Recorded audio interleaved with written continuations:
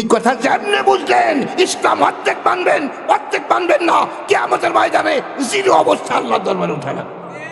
আপনি নামাজ ফজর পড়বেন না, সারাদিন পড়বেন না, বিশাল মসজিদ বানায় বসে রয়েছেন, মসজিদ এক কাতার হয় না ভাইয়ার আমার। তবে এর একটা কারণ আছে, এও আমাদের দোষ ভাই, এই কাপ খালি আপনাদের দোষ দিব না। যেই কাজ যেরকম করতে হয় ওই রকম সিস্টেমে তো আমরা আইগোচ্ছি না ভাই। এই যে আমরা যা বলতেছি এগুলো অনুরোধ, এগুলো কি অনুরোধ, আর একটা আসছে হলো আদেশ। অনুরোধ আর আদেশের মধ্যে আসমান জমিন ফারাক, কথা বুঝতে পেরেছেন ভাই? আল্লাহ তাআলা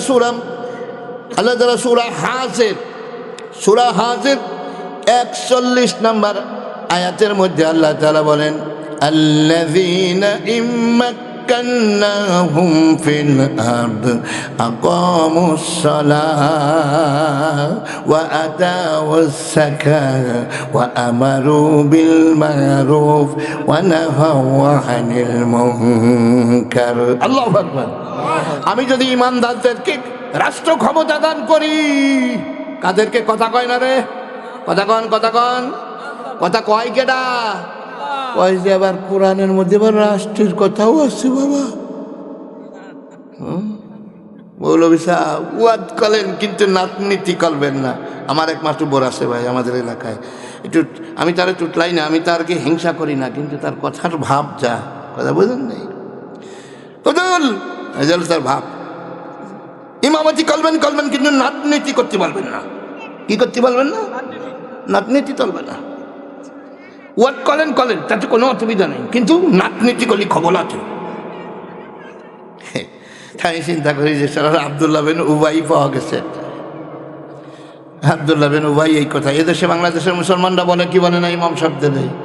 হ্যাঁ, আব্দুল্লাহ বিন উবাই ওই বেচারার নামাজের অভাব ছিল না, তাহাজ্জুদের অভাব ছিল না, জুব্বার অভাব ছিল না, পাগড়ির অভাব ছিল না, দাড়ির ঢক কম ছিল না। এখন ঘটনা হলো, এই লোকটা একদিন মোহাম্মদ সাল্লাল্লাহু আলাইহি সাল্লামকে ডেকে বলতেছে, নবী রে, মোহাম্মদ সাল্লাল্লাহু আলাইহি সাল্লামকে ডেকে, নবী গো, ও নবী, তোমার আদর্শ আমার খুব ভালো লাগে। আমি দেখো না খুঁটিয়ে আমল করি, তুমি 3 নিঃশ্বাসে পানি খাও, আমি সেটা সেইভাবে খাই। তুমি এরকম বাম পা দিয়ে পায়খানায় ঢোকো, আমি তাই করি। তুমি মসজিদে ডাইন পা দিয়ে ঢোকো, তো আমি তাই করি। তুমি ডাইন হাতা আগে ঢুকায় জামা গায়ে দাও, আবার খোলার সময় উল্টা করো, জুতা ডাইন পাও আগে দাও, খোলার সময় উল্টা করো। এগুলো আমি খুঁটিয়ে পালন করি, একটাও বাদ দেই না। তাহলে নবীর মতো ইমাম, মসজিদে নববীর মতো মসজিদ, সেই মসজিদের আপনার মুসল্লি হলো আব্দুল্লাহ বিন উবাই। নবীর সঙ্গে এক প্লেটে ইফতার করা মুসল্লি হলো আব্দুল্লাহ বিন উবাই। এই আব্দুল্লাহ বিন উবাই তাহলে কি আমাদের চাইতে একটু ভালো মুসল্লি কিনা? ভালো মুসল্লি না? এবার এটা কি কহে দেখেন, মোহাম্মদ সাল্লাল্লাহু আলাইহি সাল্লাম বলছে, ও নবী, তোমার সব আদর্শই তো ভালো লাগে, কিন্তু কি কইছে আল্লাহু আকবার। কিন্তু যখনই কইছে ওমরের তো তরবারি মসমস করতেছে। ওরে আল্লাহ, এই লোকটা দিয়ে বেঈমান হয়ে গেছে।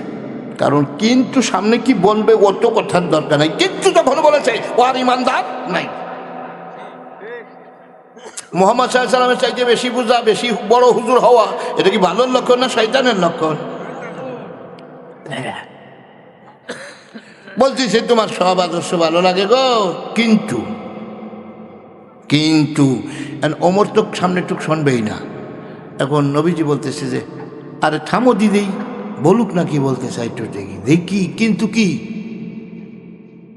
হ্যাঁ, আব্দুল্লাহ বিন উবাই বলতেছেন, কিন্তু মুহাম্মদ তোমার নাতনীতি আমার ভালো লাগে না, তোমার যুদ্ধনীতি আমার ভালো লাগে না। কারণ নাতনীতি করলেই তো যুদ্ধনীতির দরকার, কথা ঠিক কিনা?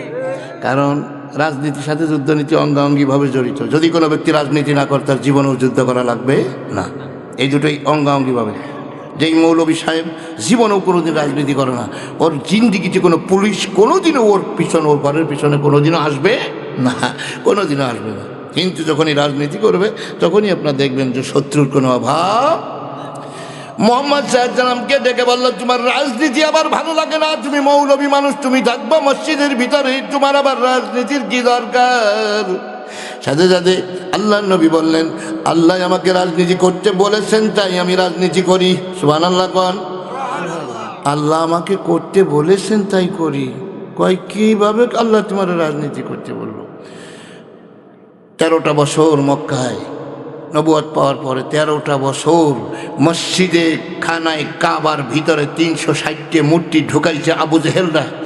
যেটা ছিল মুসলমানদের মসজিদ, সেই মসজিদ খানায় কাবার ভিতরে এই কাফের বেঈমানেরা 360টি মূর্তি ঢুকাইয়া জাতীয় মন্দির বানাইয়াছে। ওরা কয়টা জাতীয় মন্দির বানায়াম, উলুধ্বনি দিলাম, সেখানে তারা আপনার পূজা দিতে থাকে। মুহাম্মদ সাল্লাল্লাহু আলাইহি ওয়াসাল্লাম বলেন যে আমার রাষ্ট্র ক্ষমতা হাতে না থাকার কারণে আমি এত দুর্বল যে আবু জেহেল সকাল সন্ধ্যা হজ করে, কিন্তু আমার কপালে হজ জোটে না। আমার পারমিশন না দিলে আমি হজ করতে পারি না।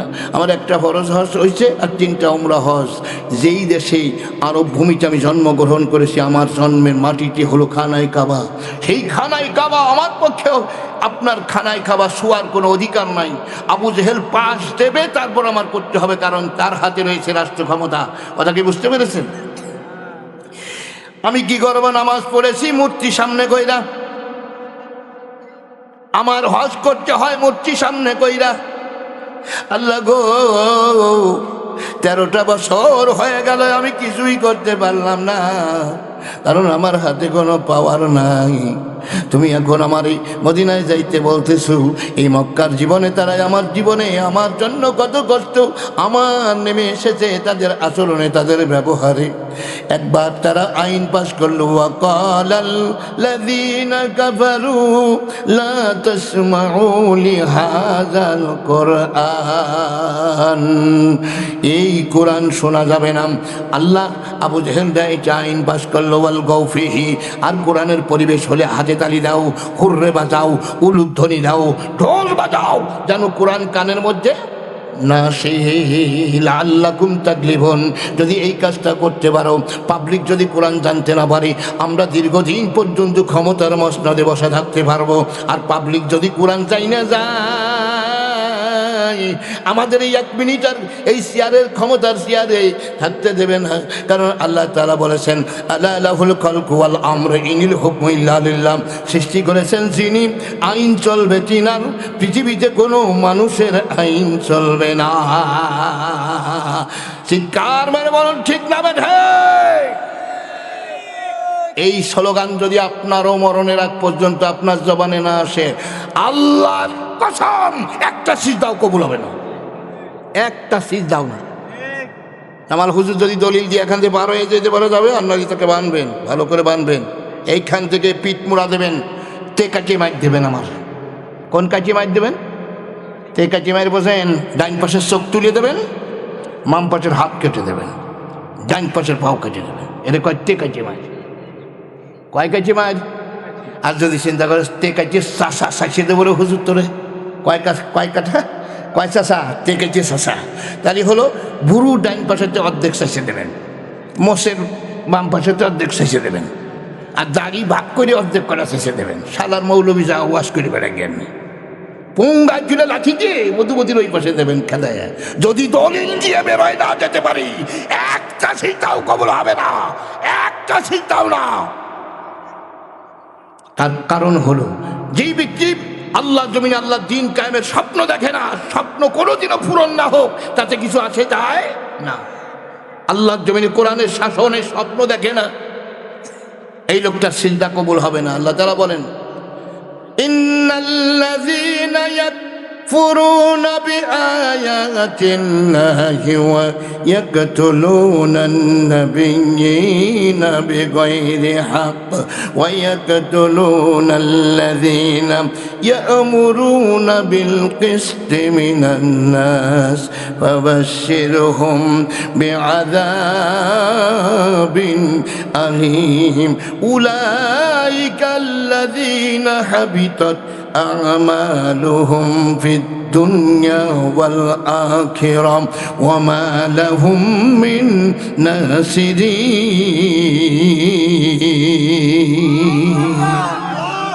যে ব্যক্তি কোরআন বিরোধী, যে আল্লাহর কোরআনের বিরোধিতা করে, ভাই কোরআন বিরোধিতা তো বোঝেন, কোরআন বিরোধিতা বোঝেন কিনা বলেন? কোরআনের বিরোধিতা কাকে বলে যদি না বোঝেন, আমি আর একটু জোরে করে বলতেছি।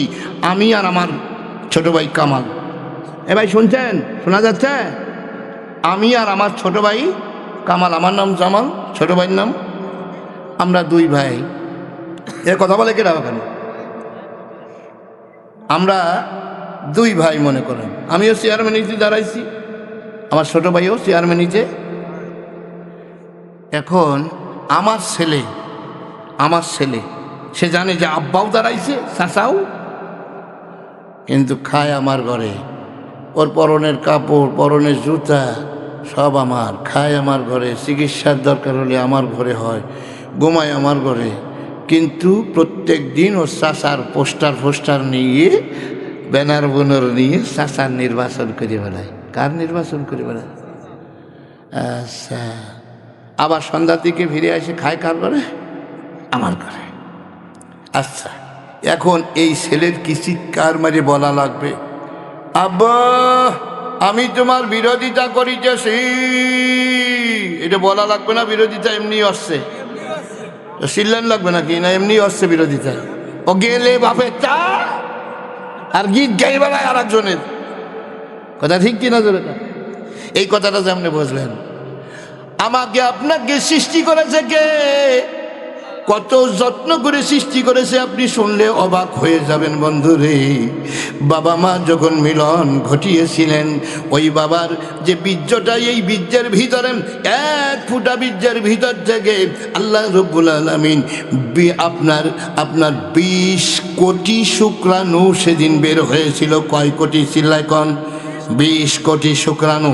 এই 20 কোটি শুক্রাণু, এগুলো আপনারা সবাই ভালো করে, ছোট মানুষ যারা আপনার বুঝবে না ভাইয়ের আমার, এই 20 কোটি শুক্রাণু মায়ের জরায়ুর গেট সেদিন ফাঁকা পাইয়াম, দুরন্ত গতিতে ঘোড়া দাবড়ের মতো দৌড় দিয়েছিল। বন্ধুরে, আপনার একটা কিট যখনই ভিতরে ঢুকে গেছে, অটো আমার মায়ের জরায়ুর গেট বন্ধ হয়ে গেছে। বন্ধ হয়ে যাওয়ার সাথে সাথে ভাইয়ের আমার একটানা 9 থেকে 10 মাস ওই গেট বন্ধ হয়েছে, আর খোলে নাই, অর্থাৎ মেন্স বন্ধ হয়ে রয়েছে। ভাইয়ের আমার, ঠিক ওই দিন যদি কোনো রকম 2টা কিট একসঙ্গে ঢুকে তাদের 2টা বাচ্চা হয়, তবে একটা বাচ্চা হওয়াটাই হলো স্বাভাবিক, আর এর চাইতে বেশি হলো অস্বাভাবিক। এটা বেশি হওয়া কি অস্বাভাবিক, বুঝছেন কথাটা? তাহলে ওই দিন আরগুলো গেল কোথায়? 20 কোটি ছিল, ঢুকছে কয়জন? একজন। 20 কোটির একজন ঢুকছে, আর হলো 19 কোটি 99 লক্ষ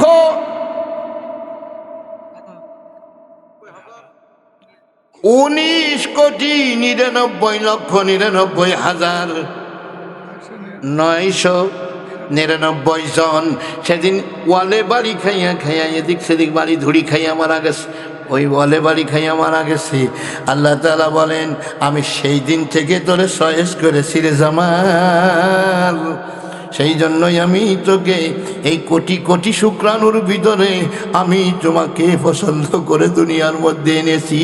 ইয়া আইয়ুহাল ইনসান মা গররাকা বিরব্বিকাল কারীম, আমি কি অন্যায় করেছি তোমাকে বানাইয়া? তোমার মায়ের পেটের মধ্যে কি খাইবা সে ব্যবস্থা আমি করে দিলাম। এরপরে যখন তুমি ছোট্ট ছিলাম, দাঁত ছিল না মুখে, তরল খাবার বানিয়ে দিল তোমার মায়ের বুকে। জোরে কোন সুবহানাল্লাহ। আমার গালের মধ্যে কোনো দাঁত ছিল না, আমার আল্লাহ আমার মায়ের স্তনে কতটুকু দুধ দিয়েছে। মিডিয়াম সাইজের যে মা দুধ দেয়, কোনো মায় বেশি দুধ দেয়, কোনো মা কম দেয়। বলে মাঝারু সাইজের মায়েরা যে দুধ দেয়, তাতে করে আপনার 36 মণ দুধ একটা শিশুতে পান করে। ওরে আমি তোর মায়ের বুকের মধ্যে এই নিয়ামত দিয়া তোরে লালন পালন করলাম, সর্বোপরি অক্সিজেনটা বন্ধ করে দে, তুই এখনই মরে যাবি। তোর মুখখান, তোর জবানটা আমি আল্লাহ বানাইছি, ওই মুখখান দিয়ে নারায়ে তাকবীর আল্লাহু আকবার শব্দ তোর জীবনে বের হলো না, খালি জয় গুরু দিয়ে বেড়াস কোন জায়গায় দিয়া। এই জবান বানাইছি আমি ইচ্ছা করলে তোর জবানটাই আমি বন্ধ করে দিতে পারি। ইন্না সলাতি ওয়া নুসুকি ওয়া মাহইয়ায়া ওয়া মামাতি লিল্লাহি রাব্বিল আলামিন। আল্লাহ তাআলা বলেন, হে নবী আপনি বলুন, নিশ্চয়ই আমার নামাজ, আমার কুরবানি, আমার বেঁচে থাকা, আমার মরে যাওয়া, আমার বেঁচে থাকা, আমার মরে যাওয়া, আমার ভোট, আমার নোট, আমার মিছিল, আমার মিটিং, আমার ঘুম জাগা, আমার রাত জাগনি, চা খাওয়ানি, আমার জীবনে যত লেকচার বয়ান হবে হবে, যা কিছু হবে, আমার ক্যানভাস হবে, যা হবে, ব্রেন দিয়ে যা কিছু হয় তা, এবং চোখ দিয়ে যা কিছু হয় তা, আমি পা দিয়ে আমার চলনে বলনে যা কিছু হবে লিল্লাহি রাব্বিল আলামিন, আল্লাহ সারা পৃথিবীর আর কারো জন্য হলে আমি আল্লাহ বরদাস্ত করবো না রে। কারণ তুই খাস আমার ঘরে, তুই ঘুমাস আমার ঘরে। মতের গুনার কারণে নবীর দোয়া পর্যন্ত ফিরে আসতে পারে। এরকম অনেক কথা আমাদের জানা আছে, আপনারাও জানেন হয়তো বা। বৃষ্টি বন্ধ, হযরত মুসা আলাইহিস সালাম বৃষ্টি বন্ধ হয়ে গেছে, এখন আল্লাহর কাছে দোয়া করার জন্য লোকজন নিয়ে ময়দানে গেছে আল্লাহর কাছে দোয়া করে। আল্লাহ তাআলা বললেন, হাত নামাও, কাজ হবে না।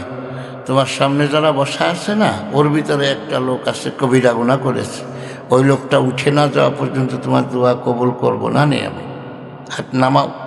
আচ্ছা, আপনারা বলেন কি মুসা নবীর দোয়ার পাওয়ার কমে গেল, নাকি উম্মতের দোষের কারণে হাত ফেরাই দিলেন আল্লাহ? আমাদের জামানায় কোথায় হুজুরদের ও দোয়ায় কোনো পাওয়ার নাই, কথা বুঝেন নাই? আল্লাহ হযরত মুসা আলাইহিস সালাম বলেন, এই বেটা, কার কারণে বৃষ্টি বন্ধ? আল্লাহ তাআলা বলেন, একটা লোক কবিরা গুনাহ করেছে, লোকটা উঠে না যাও বন্ধু, বৃষ্টি দেব না। মুসা নবী চেষ্টা করলেন, বেটা ওঠো, এখান থেকে চলে যাও, তোমার একার কারণে গর্তের পিপিলিকা পর্যন্ত কষ্ট পাইতেছে, আকাশে রহমতের বৃষ্টি নাই। লোকটা আর ওঠে না। তিনি বললেন, আমি কিন্তু কালিমুল্লাহ, আমি আল্লাহর সঙ্গে কথা বলা নবী, আমি এখনই জেনে নিব তুমি কার ছেলে, কোন গ্রামে বাড়ি। কথা ঠিক কিনা?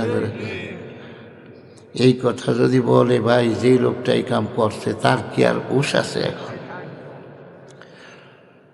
সাথে সাথে হাজার হাজার মানুষের ভিতরে লোকটা মাথাটা নিচু করে দু চোখের পানি ছেড়ে দিয়ে আল্লাহ তাআলার দরবারে কান্দে, রব্বুল আলামিন, আমি কবিরা গুনাহ করে ফেলেছি, আমার কারণে তুমি রহমতের বৃষ্টি বন্ধ করে দিয়েছ গো আল্লাহ।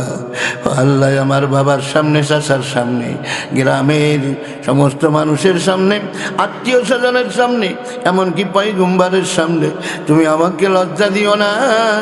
তবে কথা দিলাম গো, ও আল্লাহ, আমি জীবনে কোনো দিন আর এমন কাজ করব না। এমনভাবে তওবা করে দিলেন, সাথে সাথে মুষলধারে বৃষ্টি শুরু হইয়া গেল। সুবহানাল্লাহ। বৃষ্টি তো শুরু হয়ে গেছে। বলেন তো, এখন মুসা নবী যা বলছিল কথা কি তার ঠিক আছে? তিনি বলছিলেন যে লোক উঠে না গেলে বৃষ্টি হবে, এখন তো বৃষ্টি হয়ে পড়ল, তাহলে বোঝা গেল কথা তো দুই হয়ে গেল। এইবার সাধারণ লোকজন বলা বলে শুরু করল, কি জানেন কি রে, মুসা নবী বলল লোক একজন উঠে না গেলে বৃষ্টি হবে না, লোক টোক তো কেউ উঠলো না, বৃষ্টি তো হয়ে গেল। আর একজন কয়, আরে রাখো তোমার হুজুরের কথা, বোঝেন নাই? আমার এলাকার যেমন আছে, হুজুরদের নামে কত স্লোগান বানানো আছে, আলেমের মধ্যে কেলেম বেশি, আজির মধ্যে বাজি বেশি, হুজুর রাই দেশটা খালো, লম্বা জামা বানাইলে কয় কাপড়ের দাম বাড়ালো, ছোটো করে বানালে কয় টেডি হুজুর, মোটা হলি কয় পরের তা খাইয়ে মোটা হয়েছে, চিকুন হলি কয় ঠ্যানঠিনি হয়েছে, দাওয়াতের সাথে গেলে কয় গরজ বাড়ি, রান্দা হলো না চলে আসছে, পরে গেলে কয় ওয়াদা ঠিক নাই। হুজুর কি ঠিক নাই? ওয়াদা ঠিক নাই। মহিলাদের দেখে যদি একটু কাশি কুশি না দেয় তো কয় গরুর মতো হুজুর রাখছে, কাশলো না। আবার কাশি দিলে কয় হুজুর স্বভাব ভালো কইল, বিটি গেলে দেহে কাশো না, বড়ি খাইও হুজুর। তা না কাশলেও দোষ, কাশলেও মানে হুজুরদের এই অবস্থা। হুজুর রাই দেশটা খালো, দেশ খাতে হলে তো সংসদে যাওয়া লাগে, সংসদে গেছে নাকি হুজুরা কোনোদিন? তাই হুজুররা দেশটা গেলো, দেশ তোরা চালাইছিস, তোরাই কয় বাপিটা খাইয়ে বেড়াকে, কথা বলেন? হুজুররা একটু মুরগি ফুরগি খাইছে, তাতে তোরাই দাওয়াত দিয়ে খাওয়াইছিস, কথা ঠিক কিনা? দেশ খাইনি, খাইছে মুরগি। কি খাইছে? তাকে গলায় গামছা দিয়ে খাইছে না দাওয়াত দিয়ে খাওয়াইছো? ওর কথা কই আর খোটা দিয়ে কি লাভ? আল্লাহ মুসা আলাইহিস সালাম নিজের মুখখান একটু ছোট হইয়া গেল। আমি কত গর্বের সাথে বললাম, লোক উঠে না গেলে বৃষ্টি হবে না, কিন্তু কেউ উঠলো না, বৃষ্টি হয়ে গেল।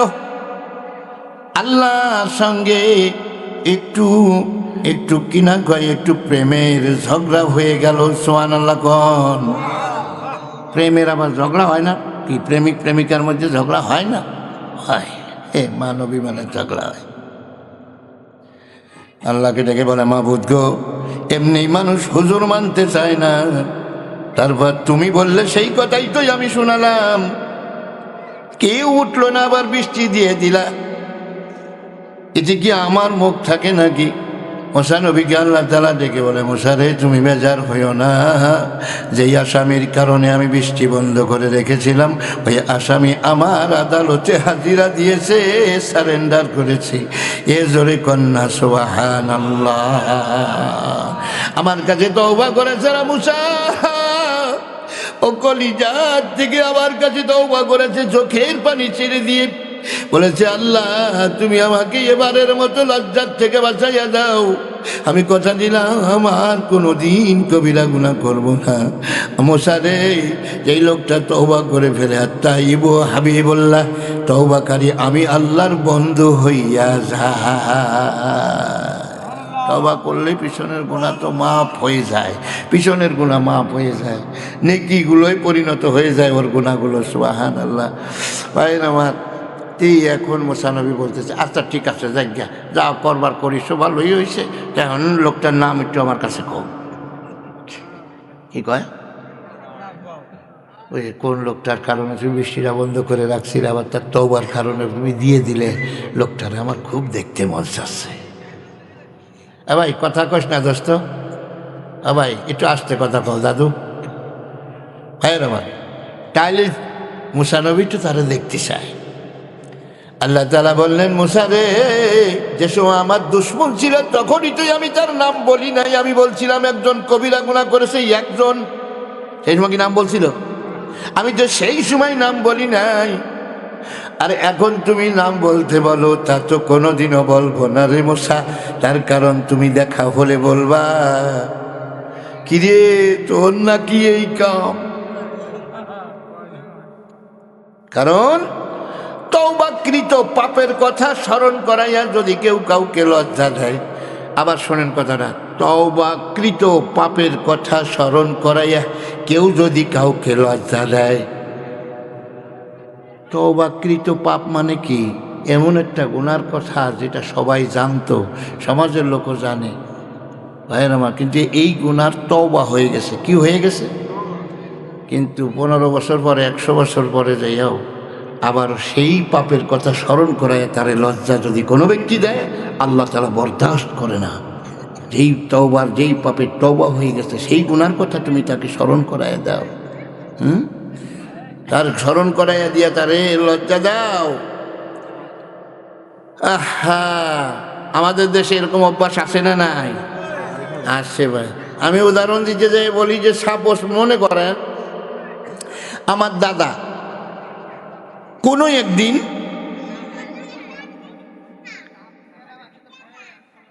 কথা কস না দোস্ত, সবাই বসে পড় দাদু, বসে পড়, একটু একটু কিছু সময় একটু বয়স না, বসে পড়ো, সবাই বসে পড়ো দাদু, গেটের সামনে থেকে সবাই ডাকি টুকি নিয়ে আসে, একটু বয়স তো দিই।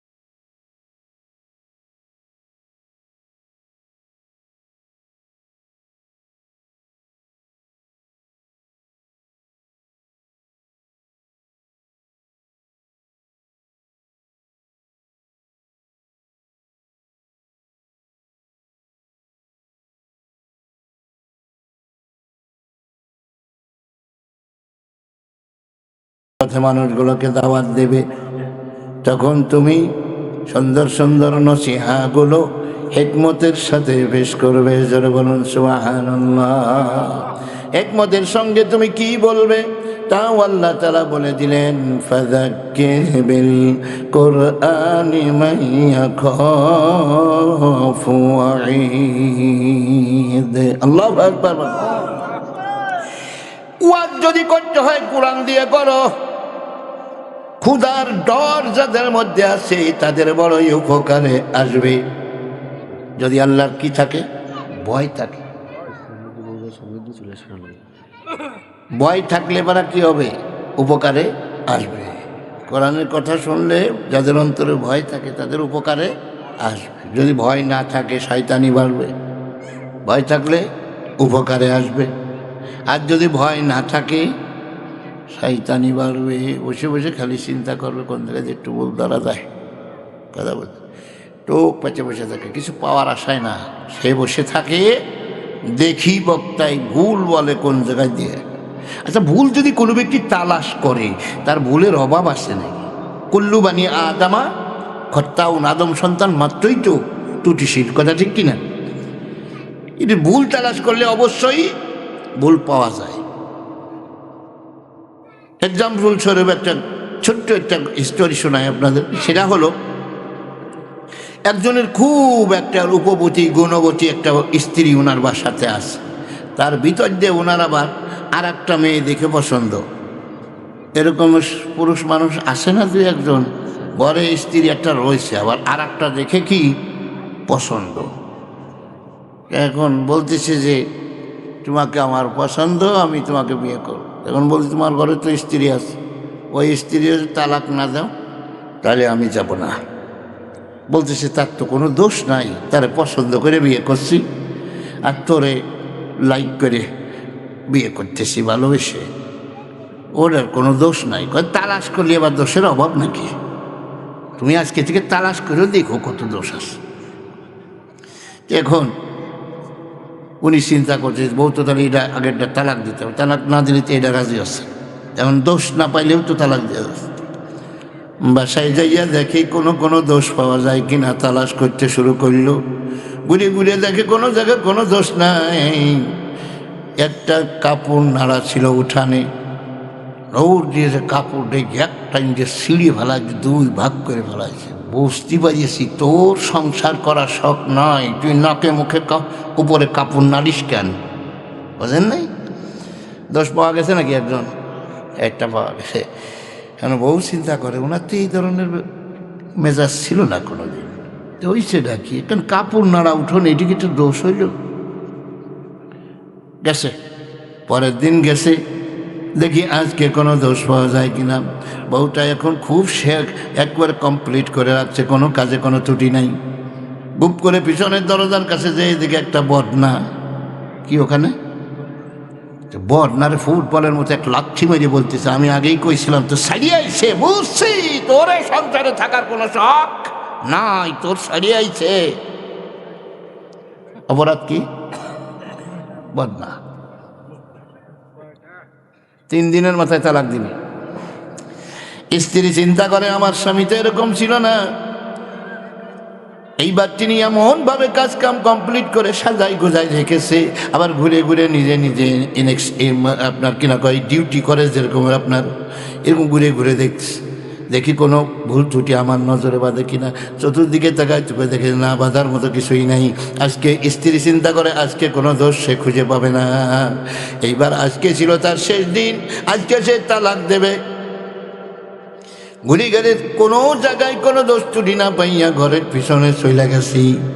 ঘরের পিছনে যেয়ে দেখি একটা কুকুর ঘুমায় রয়েছে। কি ঘুমায় রয়েছে? ওখান থেকে লাঠি একখান ভাঙ্গি নিয়ে চলে আইছে। ওরে গির বাচ্চা, ওরে গির বাচ্চা, ওর আগে কিন্তু ময়াকার আছে, বুঝছেন না? ওরে গির বাচ্চা, আমার বাড়ি বালিশির অভাব, আমার কুকুর কেন বিনা বালিশি শুয়ে থাকলো? তুমি সাজিয়ে আইছে তোর 1 তালাক 2 তালাক। কি কর কুহুর কি আছে বিনা বালিশি, এটাও দোষ। দোষ তালাশ করলে আবার দোষের অভাব নাকি? প্রেমিকার কাছে যাই কইছে দিছি তালাক, কয়ে অপরাধ, কয়ে প্রথম দিন ছিল কাপড় নাইড়ে রাখছিল, দ্বিতীয় দিন বদনায় লাথি মারলাম, তৃতীয় দিন কুকুরের বালিশ নাই কেন, এই কথা। এখন প্রেমিকা বলতেছে তোর বাড়ি যাবি কোনো মহিলা, শয়তান, এটি কি কোনো অপরাধ হলো? এই অপরাধে যখন তারে তালাক দিছিস তোর ঘরটা আমি করব না। কথা বলছেন। ঘটনা হলো যে তালাশ করলে দোষের কোনো অভাব আছে? কোনো অভাব নেই ভাই, তালাশ করেন না, মনটাকে ছোট করে দেন, দেখি অল্প সময়ের মধ্যে আল্লাহ তাআলা কিছু কথা। ভাই আমাকে একটা সঙ্গীত গাওয়ার জন্য, যিনি দাওয়াত দাতা আমার, জানেন তো আপনাদের মসজিদের ইমাম সাহেব, উনি সঙ্গীত গাওয়ার জন্য আমাকে অনুরোধ করতেছে। সঙ্গীত কি সঙ্গীত যে গাইবো, আমি তো ওয়াজের ফাঁকে ফাঁকে ওয়াজের তালে তালে যেটা আসে ওই যে গাই, ওয়াজে যদি চাইয়ে বসে একটা সঙ্গীত ওই সঙ্গীতটা গাই, কিন্তু সাজাই পুরাইয়া কি সঙ্গীত গাইব। এখনও অনেক লোক আছে সঙ্গীত গাইলে তাকে পছন্দ করে। আমাদের কোনো কোনো মঞ্চে স্লিপ হয়ে যায়, উঁচু হয়ে যায় হুজুর একটা সঙ্গীত গান, আবার কোনো কোনো জায়গায় সঙ্গীত পছন্দ করে না। কালকে যে সাহেব দোকানে বলবে কিরে ওয়াজ শুনলাম না গান শুনলাম, তোদের কি বক্তা আনছিলি, কথা ঠিক কি না জোরে খান। এই নানান রুচির মানুষ তো এই বাংলাদেশে অনেক রুচির মানুষ আছে, এখানে কত রুচির মানুষ আছে। ওয়াজ মাহফিলের ফাঁকে ফাঁকে যদি একটু খালি আমি একটু খালি যদি এরকমের একটু বলতে পারতাম, যদি রাজকুমারে শোনা যেত বঙ্গবন্ধু মরে না, কি কর, যদি রাজপথে আবার মিছিল হতো বঙ্গবন্ধুর মুক্তি চাই, এরকম টান দিলি আওয়ামী লীগের ভাইরা চিন্তা করবে বক্তা খান পাইছি রে, কথা ঠিক কিনা তো এখন কি রুচি। আবার এমন রুচির মানুষও আছি, প্রথম বাংলাদেশ আমার শেষ বাংলাদেশ, মরণ বাংলাদেশ আমার জীবন বাংলাদেশ। টান দেওয়ার সাথে বিএনপির ভাইরা বলবে বহুদিন পরে আমার জিয়াউর রহমান ভাই একটা গান শুনলাম গো, কলিজা ঠান্ডা হইয়া। আবার এমনও শ্রোতা আমার সামনে বসা আছে, যদি আমি এইভাবে করে একটু টান দিতে পারি, মোদের যাত্রায় আল্লাহর পানে রসুলের পানি আজ, রসুলের পানি আজ, আকাহ বাঁকা পথ বাড়ি দিয়ে দিয়ে, আকাহ বাঁকা পথ বাড়ি দিয়ে দিয়ে পৌঁছাবো পারাপার, মোদের যাত্রায় আল্লাহর পানি রসুলের পানি আজ, রসুলের পানি আজ। এ পথে যদি আঘাত লেগে উড়ে যায় দুটি পা,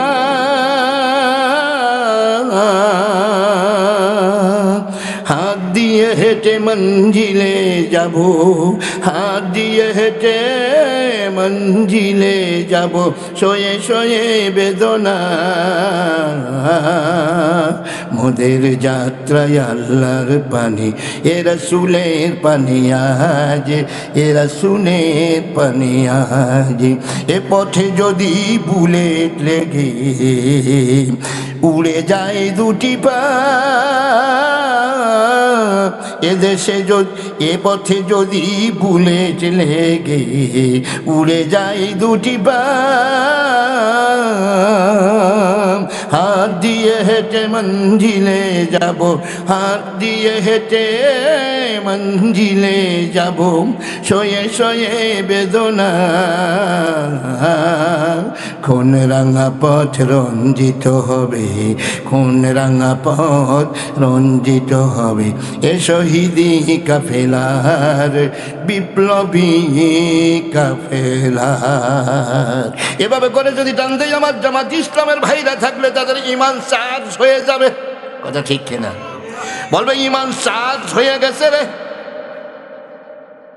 আবার যদি এভাবে করে একটু টান দেই আমার কালো বাখিরি হে,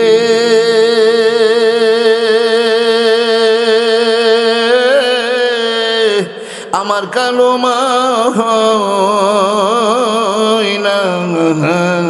রে।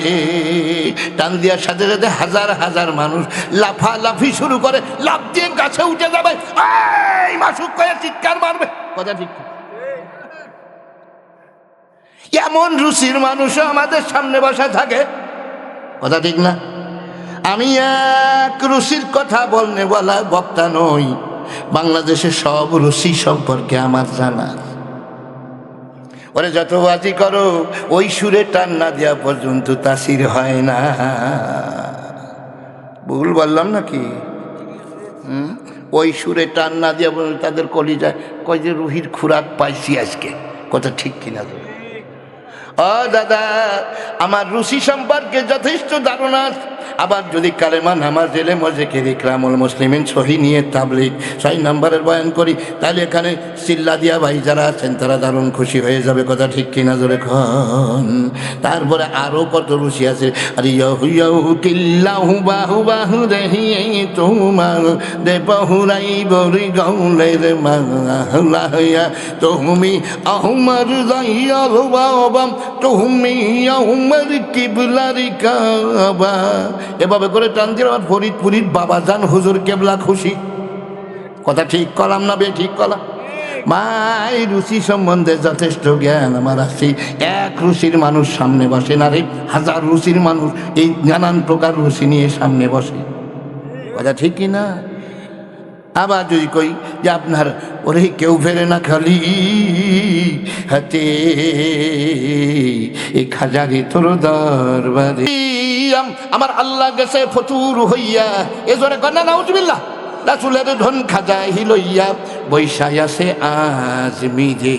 ভাই এইভাবে করে যদি একটা টান দেই, আগেকার যুগের মুরব্বীরা থাকলে কবে কি জানেন, বড় দেহতত্ত্ব গান, বড় কি কিন্তু দেহতত্ত্ব গান গাইতে যে ওর ইমান চইলা গেছে রে। কি চইলা গেছে? ইমান। এইটা কেমনি গেছে জানেন? ওই যে এক মহিলা ওয়াজ শুনছে যে এরকম মাথার চুল পরপুরুষে দেখলি কিয়ামতের ময়দানে চুল সাপ হয়ে দংশন করবে।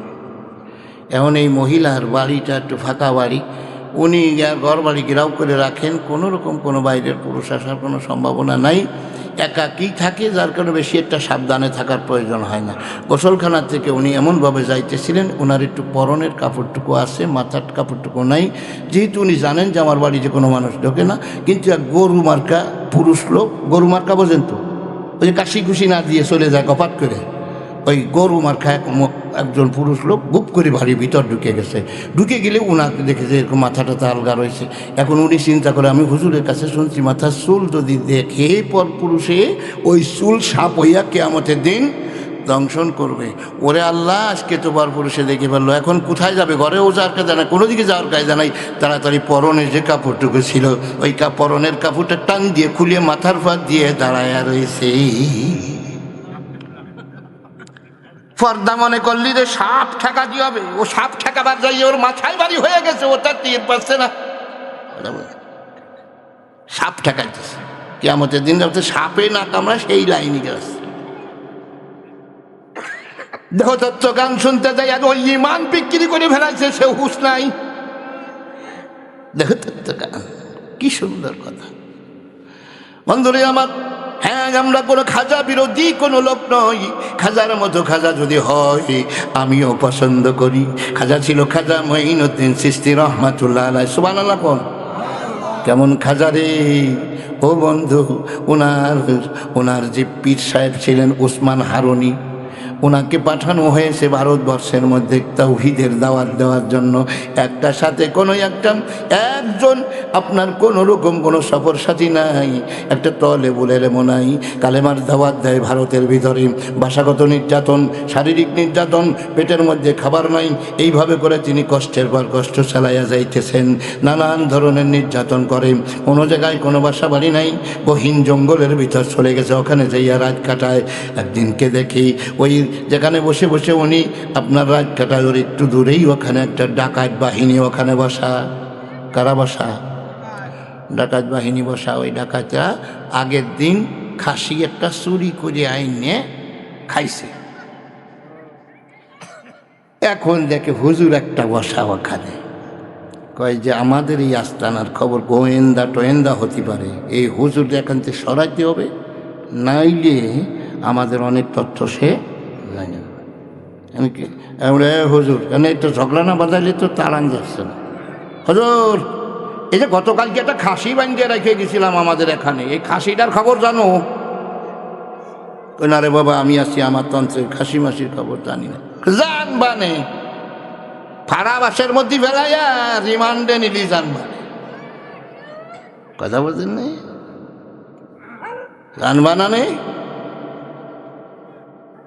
জুলুম যখন শুরু হয়ে গেল আল্লাহর দরবারে কান্দে রব্বুল আলামিন, কালেমার দাওয়াত তো কেউ গ্রহণ করেই না, ভাষাগত নির্যাতন, শারীরিক নির্যাতন। জঙ্গলের ভিতরে আসছিলাম, সেখানেও নিরাপদ না। আমি খাসির খবর জানি না, ওরা যে আমাকে খাসির দোষে দোষী করতে চায়। দোষ করা লাগে না, দোষ বানাইয়া নেয়, কথা ঠিক কিনা?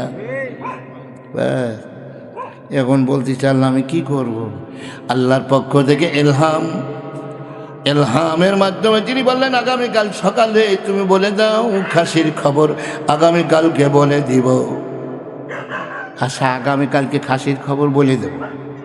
এই কথা শুনলি উনরা চিন্তা করতেছে যে ঠিক আছে হুজুর, ধরা খাইছো তুমি এইবার, খাসির খবর তো বলছে। খাসি হলো পেটের মধ্যে, খাসি কোন জায়গা? খাসি হলো গত রাত্রে পিকনিক করে খায় লাগে, এই খাসির খবর হুজুর কেমনে কয়? বোঝেন না? 60,000 আল্লাহওয়ালা মানুষগুলো চোখ নিয়েছো, হাত নিয়েছো, পুঙ্গ করে দিয়েছ। ওরেই পুঙ্গ করে দেয়, এটারে মারে, ওটার গুম করে দেয়, ওটা খুন করে দেয়, দিয়ে আবার স্ত্রীর বসে থাকে, কোনো অসুবিধা হয় না রে, কোনো অসুবিধা তো হয় না। এরে খোঁজা মারে, অসুবিধা হয় না। ওরে খোঁজা দেয়, কোনো অসুবিধা হয় না। ওরে ভাসিতে দেয়, তাতে কোনো অসুবিধা হয় না। ওরে শুলে চড়ায়, তাতে কোনো অসুবিধা হয় না। ওরে আয়না ঘরের মধ্যে নিয়ে যায়, তাতে কোনো অসুবিধা হয় না। এরপরে এত বড় সাহস হয়ে গেল, একবার বলে দিল যে আপনার এদের নিবন্ধন তো আগের থেকেই বাতিল, এইবার তাদেরকে শুদ্ধ বাতিল করে দাও। সাথে সাথে সেখান থেকে আপনার এই ইনু রেসে নেন, এই ইনু সাহেব তিনি বললেন যে ওদেরকে যদি বাদ দিয়ে দেওয়া হয়, ওদের নামটা শুধু বন্ধ করে দিলে, সাইনবোর্ড বন্ধ করে দিলে কোনো কাজ হবে না রে। ওই মানুষগুলো অন্য দলের সঙ্গে মিশে ভিন্ন নামে আবার এই দেশে তারা আবার দেখা দেবে, কথা ঠিক কি না জোরে কর? এই জন্য বলে দেওয়া হলো সর্বদলীয় ইসলামী যত রকম ইসলামী দল আছে সমস্ত দলকেই আপনার রাজনৈতিকভাবে ওটা বন্ধ করে দেওয়ার সিদ্ধান্ত হলো আগের রাত্রি। কোনো দল এই বাংলাদেশে তারা কোনো আপনার রাজনীতি করতে পারবে না, রাজনৈতিকভাবে তাদেরকে বন্ধ করে দেওয়ার সিদ্ধান্ত হলো আগের রাতে। আল্লাহ কয় আমার তাহাজ্জুদ গুজারি মানুষগুলো এর ভিতরে আছি, আমাকে ডাকার মতো লোক এর ভিতরে আছি, আমার রাস্তায় শাহাদত বরণ করার মতো লোক এর ভিতরে আছি। এই মানুষগুলোকে তোরা বন্ধ করে দিবি, সমস্ত ইসলামের দুয়ারগুলো তোরা বন্ধ করে দিবি। হায় হায়, আমি আল্লাহ বরদাস্ত করব না। তার কারণ হলো এই কুত্তাদের জন্যই আমি আল্লাহ দুনিয়া বানাই না। সব দলের ইসলামী দল বন্ধ করে দিয়া তোমরা এই দেশে ফাঁকা মাঠে গোল দিবা। হায় হায় হায়, সাথে সাথে আপনার 41 সাল তো দূরের কথা, ও বন্ধু 45 মিনিট সময় দিয়ে দিল অকার, কথা ঠিক কিনা জোরে কন? কয় মিনিট? 45 মিনিট। ও দাদা কুলিল্লাহুম্মা মালিকাল মুলক, আল্লাহ বলেন যে আপনার যাকে খুশি মুহূর্তের মধ্যে তাকে বাদশাহী দান করতে পারেন, যাকে খুশি মুহূর্তের মধ্যেই তাকে ফকির করতে পারেন। অত ইজ্জু মাংতাসা, অত জিল্লু মাংতাসা। একটু আগে ফুলের মালা যার গলায়, আমি ইচ্ছা করলে তাকে এখনই জুতার মালা দিতে পারি। তবে ভয় নাই যে ভাই, এত বড় একটা ওয়াজ এই বাংলাদেশের মানুষ নিজের চোখে দেখলো, এত বড় একটা ওয়াজ, তারপরেও কি ভয় নাই? ভয় নাই। ইসলামী দলের প্রতি চোখ রাঙায় তাকায় না, ও চোখ বেশি দিন থাকবে না। আর যাই করো না কেন, এ হুজুরের খুঁজা দেওয়া অসুবিধা হয় না, ও হুজুরের খুঁজা দেওয়া অসুবিধা হয় না। একদিন এমন হুজুরের পাছায় খুঁজা দিবা সেদিন আর বাঁচতে পারবা না। কথা ঠিক কিনা ধরে কন ভাইরা আমার। এইবার তিনি খাসি বলে একটা ডাক দিলেন, দেওয়ার সাথে সাথে 12 জন ডাকাতির পেটের মধ্যে যখন ছাগলের ডাক শুনতে শুরু করে দিয়েছে, ও ভাই ওলি আউলিয়াদের আপনার কারামত, এইটা সত্য কারামত মানে অলৌকিক ঘটনা। ভাইয়ের আমার ওহি হলো নবীদের উপরে নাজিল হয়, আর এলহাম হলো আপনার আল্লাহওয়ালা ব্যক্তির কাছে এলহাম নাজিল হয়। আল্লাহওয়ালা লোকের থেকে অলৌকিক কিছু ঘটলে ওটার নাম হলো কারামত, আর যদি নবীদের থেকে অলৌকিক কিছু ঘটে ওইটার নাম হলো মাযেজা। ভাইয়ের আমার যত ডাকে খাসি ততই পেটের ব্যথা শুরু হয়ে গেল। এইবার তারা মাটির মধ্যে গড়ি যায়, খাসি যত ডাকে তত ব্যথায় পেটের মধ্যে আগুন ধইরা যাইতেছে। ভাইয়ের আমার কোনো রকম খাসিকে একটা ডাক দিয়ে ছেড়ে দিয়েছে, খাসি এইবার হাজার হাজার বার ডাক শুনতে আসি। পেটের মধ্যে এই আগুন ধইরা গেছে, সব ডাকাতগুলো মাটিতে গড়াগড়ি যায়। এক পর্যায়ে বলতেছে হুজুরের কাছে ক্ষমা চা, কোনো উপায় নাই। হুজুরের কাছে যখন আসলো, হুজুর মাফ করে দেন, তবে হইয়া গেছে। সাথে সাথে তিনি বললেন, আমি একটা দোয়া জানি, এই দোয়াটা যদি তোমরা ইয়াকিনের সাথে পড়তে পারো আল্লাহ তোমাদের ব্যথা মাফ করে দেবে। বলে হুজুর তাড়াতাড়ি ওই দোয়াটা আমাদের পড়ান। তিনি পড়া দিলেন, লা ইলাহা ইল্লাল্লাহু মুহাম্মাদুর রাসূলুল্লাহ সাল্লাল্লাহু আলাইহি। বাস কালেমা পড়া সারা থপ্পাট করে আগুনটা নিভে গেল। নিভে যাওয়ার সাথে সাথে এইবার হুজুরের সাথে সাথে একজন সফর সাথী নাই, সাথে একজন তালবি আলিম নাই। আল্লাহ একচোটে 12টা তালবি আলিমের ব্যবস্থা করে দিলেন। জোরে কোন সেবা বুঝেননি? খাসি শোর এই 12 জন লোক আল্লাহ দুনিয়ার মধ্যে 12টা আউলিয়া বানাই দিয়েছিলেন। জোরে কোন সুবহান, ওলি হয়ে গেছিল। তোমরা বলে এই যে ভালো লোকের সোহবাতের ওয়াজ শোনে না একটু আগে? ভালো লোকের সোহবাতে থাকলে কি হয়? একটু আগে আমার আব্দুর রহমান ভাই ওয়াজ করে নাই, অকুনু মাস সাদিকি। আল্লাহ যদি ওই আয়াতগুলো আমাদের কেউ নিজের দলীয়করণ কইরা নিছি ভাই, এটা সেরকম না। ইয়া আইয়ুহাল্লাযিনা আমানুত্তাকুল্লাহ ওয়া কুনু মাস সাদিকিন, হে ঈমানদাররা আল্লাহকে ভয় করো আর তোমরা সত্যবাদীদের সঙ্গী হয়ে যাও। এখন এই সত্যবাদী কারা, সৎলোক কারা, এটা অন্য আয়াতের মধ্যে আল্লাহ তাআলা বলছেন, ইন্নামাল মুমিনুনা আল্লাযীনা আমানু বিল্লাহি ওয়া রাসূলিহি। আল্লাহ তাআলা বলতেছেন নিশ্চয়ই যারা আল্লাহ নির্ভেজাল মুমিন তো তারাই যারা আল্লাহ তাআলার উপরে ঈমান এনেছে। ইন্নামাল মুমিনুনা আল্লাযীনা আমানু বিল্লাহি ওয়া রাসূলিহি সুম্মা লাম ইয়ারতাবু ওয়া জাহাদু বিআমওয়ালিহিম ওয়া আনফুসিহিম। ভাইরা আমার, যদি যারা আল্লাহ তাআলার উপরে এবং রাসূলের প্রতি ঈমান এনেছে অতঃপর কোনো সন্দেহ পোষণ করে নাই, এরপরে আল্লাহ জিহাদ করেছে, সংগ্রাম করেছে আল্লাহর পথে, ভাইজান এই এদের ব্যাপারে আল্লাহ তাআলা বলতেছেন উলাইকা হুমুস সাদিকুন, ইরাই হলো সত্যবাদী। জোরে কোন সুবহানাল্লাহ। তাহলে বলা এই সদেক কারা? 1 নম্বরে আল্লাহ তাআলার প্রতি ঈমান আনা। ঈমান আনা তো ঈমানদার তো আমরা আছি, কি কন? ঈমান তো আর আমাদের নতুন করে আনা লাগতেছে না, তাই তো ভাই? আমরা যদি জিজ্ঞাসা করি আমরা কি ঈমানদার না বেঈমান, তাহলে কি বলবো? জোরে বলো, ঈমানদার। এখন ঈমানদারের সংজ্ঞাটা কি জানেন ভাই? ঈমানদার কিন্তু আপনার কাফের বেঈমানরাও ঈমান তাদের ছিল। আল্লাহ তাআলা নবীকে ডেকে বলছে, নবী গো, আপনি কি মনে করেন যে এরকম আপনারা মোমেনরাই শুধু আমি আল্লাহকে মানেন, কাফেররা বুঝি আমি আল্লাহকে মানে না? ওদের কাছে জিজ্ঞাসা করে, ওয়ালা ইন সাআলতাহুম মান খালাকাহুম, হে নবী ওদের কাছে জিজ্ঞাসা করেন তো তোদের বানাইলো কে, তোদের সৃষ্টি করেছে কে? কাদের? কাফেরদের। নবী আমার কাফেরদের কাছে জিজ্ঞাসা করে তোমাদেরকে সৃষ্টি করেছে কে? সাথে সাথে তারা বলেছে লা ইয়াকুলুন্নাল্লাহ, অবশ্যই আল্লাহ। জোরে কোন সুবহানাল্লাহ। আবু জেহেলের ছেলেরা কি কয়? অবশ্যই আল্লাহ। মান খালাকাস সামাওয়াতি ওয়াল আরদ, আসমান জমিন কে বানাইলো? তাও সেই উত্তর দেয় মান নাযালা মিনাস সামাই মা, আকাশ থেকে পানি বর্ষণ করে কে? বলার সাথে তারা বলে যে আল্লাহ। শুধুমাত্র তাই না, আল্লাহকে কত দূর পর্যন্ত তারা মানে? সৃষ্টিকর্তা মানে। রিজিক দাতা মানে, হায়াত দাতা, মরণ দাতা মানে। আল্লাহ তাআলাকে সুখদাতা, দুঃখদাতা, অক্সিজেন দাতা, মাঠ ভরা ফসল দিছে কিনা আল্লাহ, ছেলে দিছে কিনা আল্লাহ, সব ব্যাপারে আল্লাহরে মাইনে নেয় কাফেররা। কারা মাইনে নেয় জোরে বলুন? কাফেররা। খালি আপনার এই যে সূরা ফাতিহার মধ্যে যে রবের প্রশংসা করেন না আপনারা 5 ওয়াক্ত নামাজে প্রতি রাকাতে, আলহামদুলিল্লাহি রব্বিল, এই রব শব্দের যে কটা অর্থ আছে সব কটা অর্থের সামান্য একটু তারা মানে না। সেটা হলো কটুক জানেন? রব শব্দের অর্থ হলো সৃষ্টিকর্তা, রিজিকদাতা, পালনকর্তা, রক্ষাকর্তা, সার্বভৌম ক্ষমতার মালিক, আর হলো আইনদাতা। কি দাতা? আইনদাতা। তা ওরা আল্লাহকে সৃষ্টিকর্তা, রিজিকদাতা, পালনকর্তা, রক্ষাকর্তা সব মানে, আইনদাতা মানে না। কি দাতা মানে না? কথা কয় না রে, আইনদাতা মানে না।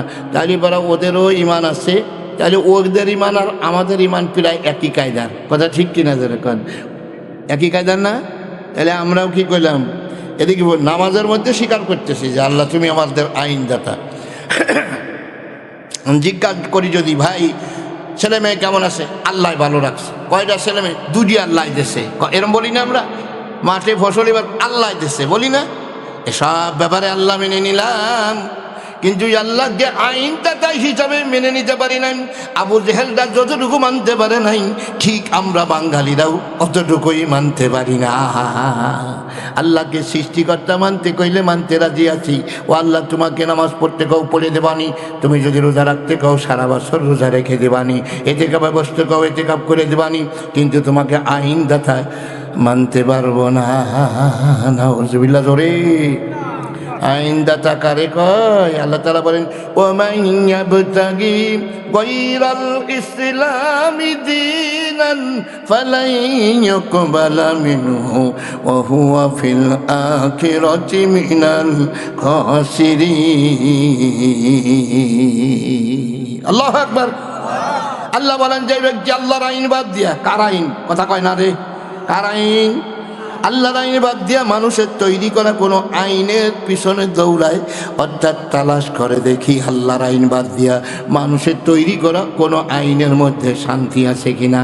এই লোকটা, যে লোকটা দৌড়াইলো, তালাশ করল, আল্লাহ তার উপরে এত রাগান্বিত হয়ে যায়, ফালাইয়ুকবালা মিনহু, আল্লাহ তাআলা বলেন আমি অল ডিলিট করে দেব, ওর জীবনটাই আমি কবুল করব না রে, ওর এক ওয়াক্ত নামাজও কবুল করব না, ওর একটা সুবহানাল্লাহ আমি আল্লাহ কবুল করব না, ওর তাহাজ্জুদ আউবিন চার্চের সব কিছুই কবুল করব না, এমনকি ওকেই কবুল করব না, তার 2 লক্ষ টাকার এড়ে কুরবানি আমি আল্লাহ কবুল করব না, 7 লক্ষ টাকার হজ আমি আল্লাহ কবুল করব না।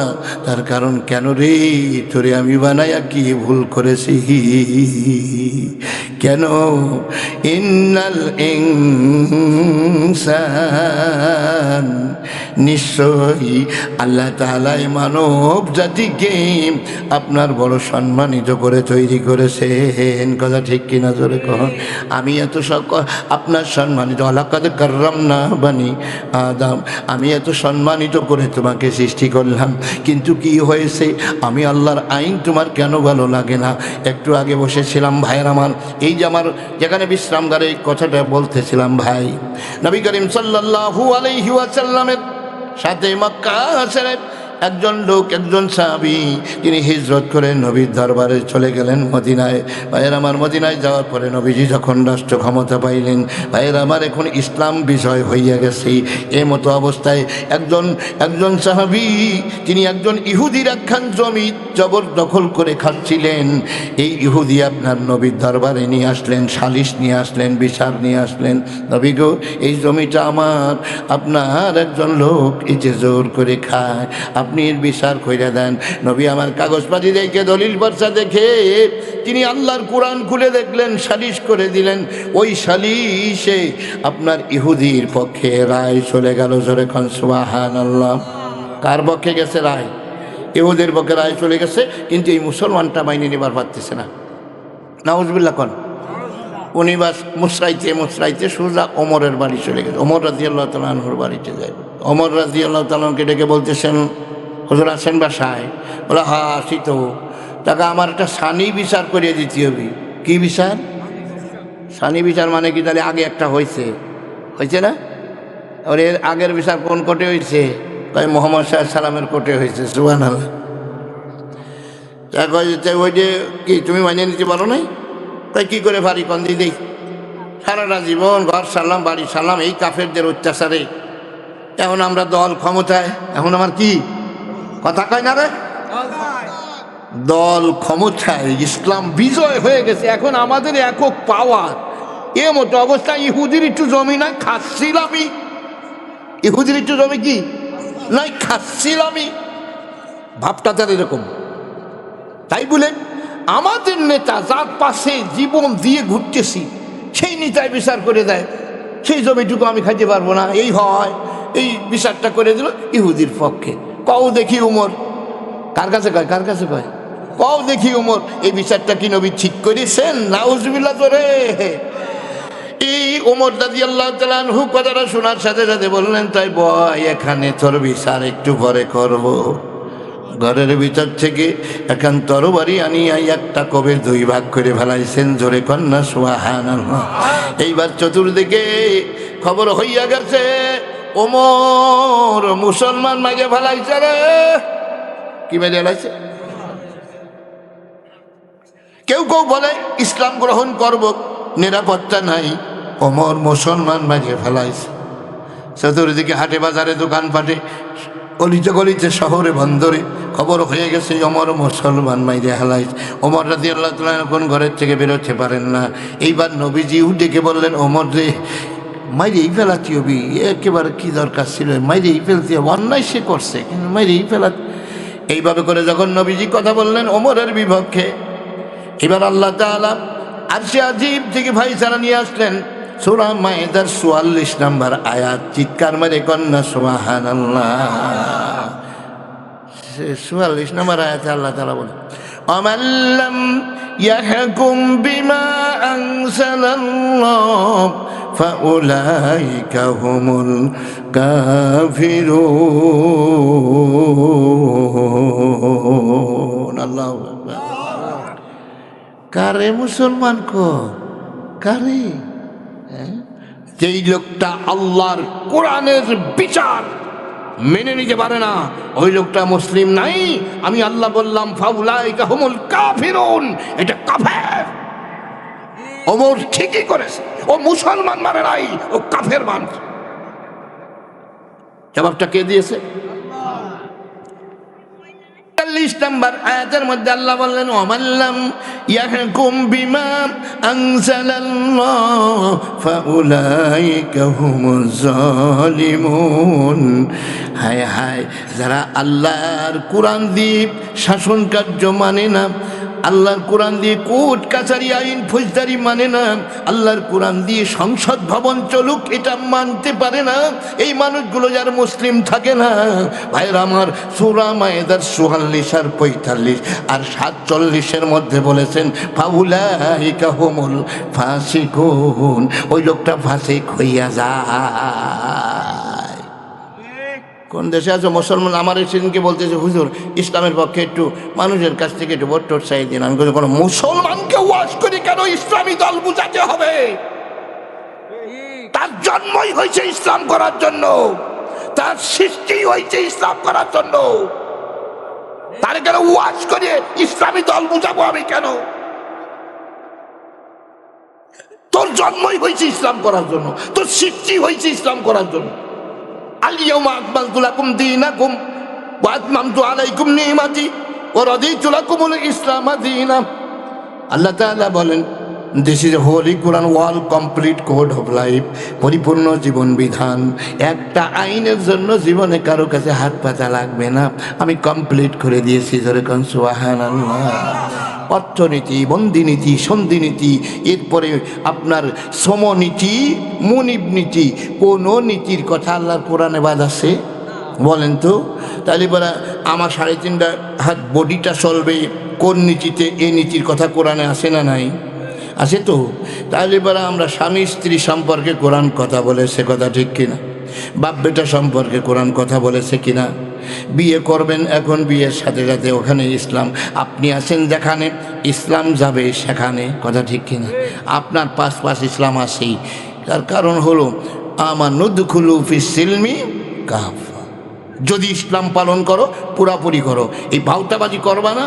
আবার তুমিনুনা বিবাদিল কিতাব ওয়া তাকফুরুনা বিবাদ, কিছু মানবা কিছুর বিরোধিতা করবা, কিছুন ফিল হায়াতিদ দুনিয়া, একেবারে তোমাকে ধ্বংস করে দেবো কিন্তু আমি আল্লাহ। এ হুমকি দিয়েছে কিনা আল্লাহ তাআলা বলেন। কিছু মানবা, কিছু করবা, আর কিছুর বিরোধিতা করবা, এরকম অবস্থা আমাদের আছে না নাই? এই যে রোজা আসতেছে ভাই, এখানে আল্লাহ তাআলা বলছেন কুতিবা আলাইকুমুস সিয়াম কামা কুতিবা আলাল্লাযিনা মিন ক্বাবলিকুম লাআল্লাকুম তাত্তাকুন। হে ঈমানদাররা, তোমাদের উপর রোজা ফরজ করা হয়েছে পূর্ববর্তীদের উপর যেভাবে করা হয়েছিল। এই রোজা যদি পালন করো তাহলে লাআল্লাকুম তাত্তাকুন, তোমাদের মধ্যে খোদাভীতি অর্জন হবে, তোমরা তাকওয়াওয়ালা হবে, তোমরা পরহেজগার হবে। সুবহানাল্লাহ কোন। এখন এই কথা বলার সাথে সাথে সব শ্রেণীর মুসলমান আমরা আজকে রোজার জন্য একেবারে সান উঠে গেছে। চুলা মোলা কিনে, চিনি মিনি কিনে, কি দি কি করবো বুঝছেন, অনেক কিছু আমরা জোগাড় টোগাড় করছি রোজা রাখবো ভাই। কোনো কারোর কোনো বিরোধী শুনছেন যে কোনো ব্যক্তি রোজা রাখলে পুলিশ তারা দরবার আইছে? কথা কন। কোনো রোজা রাখলে এই দেশে এক দল আর এক দলের উপর খেপছে, শুনছেন নাকি? কুতিবা আলাইকুম, সবাই মিলে আমরা রোজা পালনের জন্য আসি তো। কিন্তু এই লাআল্লাকুম তাত্তাকুন ক্ষুধাভীতি কটটুক হইল, এইটুক মাপার জন্য আল্লাহ ৭বার কথা বললেন। বরাপুর রোজা যে কতটুকু ক্ষুধাভীতি হয়েছে এটা পরীক্ষা করার জন্য আল্লাহ মাঝপথে একটা পরীক্ষা নিলেন। ইয়া আইয়ুহাল্লাযীনা আমানু কুতিবা আলাইকুমুল কিতাল, সুবহানাল্লাহ বল। কুতিবা আলাইকুমুস সিয়াম বললাম, রোজা পালনের জন্য সাহাবারা সবাই রাজি, সবাই রোজা রয়েছে। হঠাৎ করে কুতিবা আলাইকুমুল কিতাল, তোমাদের উপরে যুদ্ধ ফরজ করা হলো। বাস, আল্লাহ ওইখানে আমাদের রোজা পালন করতে কইছে যেমনি, যেই আল্লাহ যুদ্ধ করতে বলছে সেই আল্লাহ। কিন্তু দেখেন রোজা পালনে কোনো অসুবিধা নাই, কিতাল পালন করতে যাবেন আপনি জঙ্গি হয়ে যাবেন, আপনি মৌলবাদ হয়ে যাবেন, আপনি রাজাকার হয়ে যাবেন, কিতাল পালন করার কায়দা নাই। তাহলে বোঝা গেল একই কোরআনের একটা আয়াতে তুমি ভক্ত, আর একটা আয়াতের কি দুশ্মন। কথা ঠিক কিনা সরে কন ভাই আমার? এই তো আপনি কোরআনের কিছু মানবেন, কিছুর বিরোধিতা করবেন ভাই, তাহলে পারা আর আপনার এটা কিছু করে কিছু এই করে কোনো রকমের কোনো এটার কোনো পার পাওয়া যাবে না ভাই। আমি আপনাদের যদি একটা উদাহরণ দিই, আচ্ছা ফজরের নামাজ ফরজ কয় রাকাত? 2 রাকাত। এখন আপনি চিন্তা করবেন যে তাহলে আমি শীতের দিনতে 1 রাকাত পড়ি, তাহলে পর আল্লাহ যদি পর 100 মার্ক যদি 2 রাকাতে থাকে তাহলে 50 তো পাবো কি? হ্যাঁ, কিছুই নাই, খাইছে রে। আচ্ছা ফরজ গোসলে ফরজ কয়টা? 3টা। কষ্ট আছে? ফরজ গোসলে ফরজ হলো গড়গড়াইয়া কুলি করা, নাকের নরম স্থানে পানি দেওয়া, সমস্ত শরীরে নাকের ফুল, কানের দুল, হাতের রুলি, গলের নেকলেস, আংটি মাংটি যা থাকে সব গুঁড়োয় গুঁড়োয় পানি পৌঁছানো, আঙ্গুল নাভির মধ্যে ঢুকাইয়া কি কর, যেইখানে কানের ফুল ছিল, দুল ছিল, ওই ছিদ্রটারে পর্যন্ত এইভাবে ডলে ডলে ওর ভিতর পানি পৌঁছানো লাগবে। তাহলে মোট ফরজ কয়টা হলো? 3টা। এখন চিন্তা করতেছি যে শীতের যে ভাব, তাহলে 3টা জড়াই যদি 3 × 90 মার্ক পাই, তাহলে পর অন্তত 2টা আদায় করলে 60 পাবো। এইটা মনে করে গড়গড়ায় কুড়ি করছে, নাকে পানি দিয়ে যায়, আবার শুয়ে বসে, সমস্ত শরীরে পানি দেয় নাই, ওই কঠিনটুকু থাক, অন্তত 60 নম্বর তো পাবো। 60% পাক হয়ে গেছে তো শরীর। ও তাহলে তো আবার যে ফটোও জানেন আপনারা, তাহলে বোঝা গেল ওর একটু কিছু হয়নি। কথা ঠিক কিনা ধরি? তাহলে অর্ধেক মানলে আর অর্ধেক না মানলে পরে ভাই, তাহলে পরে এখন 1000 টাকার একটা নোট, এখন চিন্তা করছে আমি সরল সোজা মানুষ, 1000 টাকার নোট নিয়ে বাজারে যাবো, সদাই করবো মোটে 200 টাকার, এত বড় একটা নোট নিয়ে বাজারে যাবো। তো বউরে করলে যে অর্ধেক শুয়ে দাও, অর্ধেক অন্তত 500 টাকা বাড়ি থাক, আর 500 টাকা নিয়ে যাই, এ নিয়ে 200 টাকা সদাই 300 টাকা ফেরত, চোরে যদি নেয় তো 300 উপর দিয়ে দেবে না। ওই নোট কান্দে মাঝামাঝি সিঁড়ি 500 বাড়ি ছুঁয়ে আসে। আমি যে 500 নিয়ে বাজারে আছে, এই 500 দিয়ে তো বাজার করতে পারবে, একটা চকলেট দেবে ওরে। এই কথা জানলে বুঝলেন ইসলাম অর্ধেক মানবেন, অর্ধেক মানবেন না, কে আমাদের ভাই জানে জিরো অবস্থা আল্লাহ দরবারে উঠে না। আপনি নামাজ ফজর পড়বেন না, সারাদিন পড়বেন না, বিশাল মসজিদ বানায় বসে রয়েছেন, মসজিদের এক কাতার হয় না ভাইয়ার আমার। তবে এর একটা কারণ আছে, এও আমাদের দোষ ভাই, খালি আপনাদের দোষ দিব না।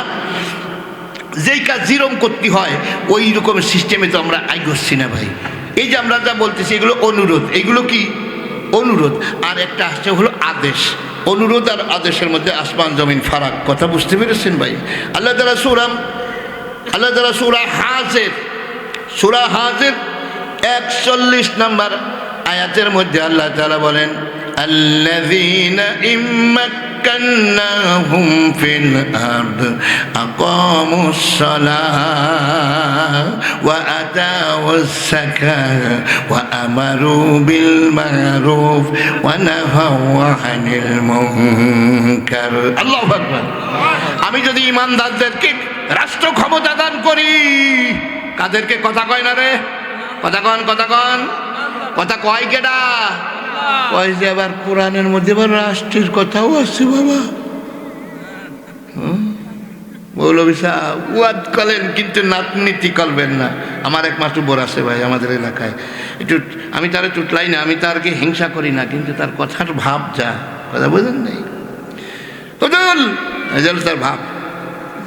ইমামতি করবেন কিন্তু নাতনীতি করতে পারবেন না। কি করতে পারবেন না? নাতনীতি চলবে না। ওয়াট করেন তাতে কোনো অসুবিধা নেই, কিন্তু নাতনীতি করলে খবর আছে। তাই চিন্তা করি যে সারা আব্দুল্লাহ বিন উবাই পাওয়া গেছে।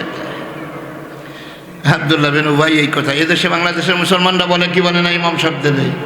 হ্যাঁ, আব্দুল্লাহ বিন উবাই ওই বেচারার নামাজের অভাব ছিল না, তাহাজ্জুদের অভাব ছিল না, জুব্বার অভাব ছিল না, পাগড়ির অভাব ছিল না, দাড়ির ঢক কম ছিল না। এখন ঘটনা হলো, এই লোকটা একদিন মোহাম্মদ সাল্লাল্লাহু আলাইহি ওয়াসাল্লামকে ডেকে বলতেছে, নবী রে, মোহাম্মদ সাল্লাল্লাহু আলাইহি ওয়াসাল্লামকে ডেকে, নবী গো, ও নবী, তোমার আদর্শ আমার খুব ভালো লাগে। আমি দেখো না খুঁটিয়ে আমল করি। তুমি 3 নিঃশ্বাসে পানি খাও, আমি সেটা সেইভাবে খাই। তুমি এরকম বাম পা দিয়ে পায়খানায় ঢোকো, আমি তাই করি। তুমি মসজিদে ডাইন পা দিয়ে ঢোকো, তো আমি তাই করি। তুমি ডাইন হাতা আগে ঢুকায় জামা গায়ে দাও, আবার খোলার সময় উল্টা করো। জুতা ডাইন পাও আগে দাও, খোলার সময় উল্টা করো। এগুলো আমি খুঁটিয়ে পালন করি, একটাও বাদ দেই না। তাহলে নবীর মতো ইমাম, মসজিদে নববীর মতো মসজিদ, সেই মসজিদের আপনার মুসল্লি হলো আব্দুল্লাহ বিন উবাই। নবীর সঙ্গে এক প্লেটে ইফতার করা মুসল্লি হলো আব্দুল্লাহ বিন উবাই। এই আব্দুল্লাহ বিন উবাই তাহলে কি আমাদের চাইতে একটু ভালো মুসল্লি কিনা? ভালো মুসল্লি না? এবার এটা কি কহে দেখেন, মোহাম্মদ সাল্লাল্লাহু আলাইহি ওয়াসাল্লাম বলছে, ও নবী, তোমার সব আদর্শই তো ভালো লাগে, কিন্তু কি কইছে?